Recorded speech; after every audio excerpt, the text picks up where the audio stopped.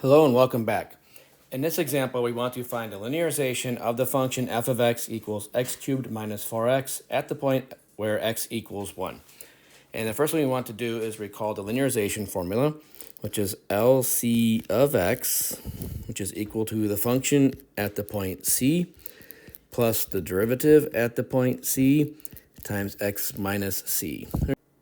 All right, so again, for this problem, we're going to have L sub 1 of x, and that'll be f of 1 plus f prime of 1 times x minus 1.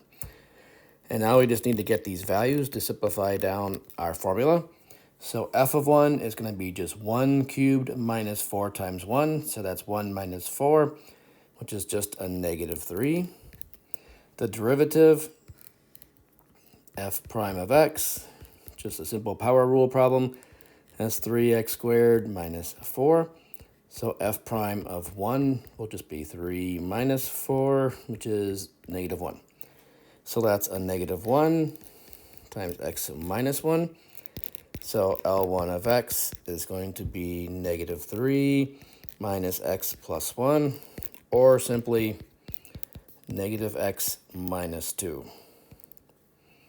All right, so our linearization is equal to L1 of x is negative x minus 2. And again, this is the same thing as the equation for the tangent line for this function at the point where x is equal to 1.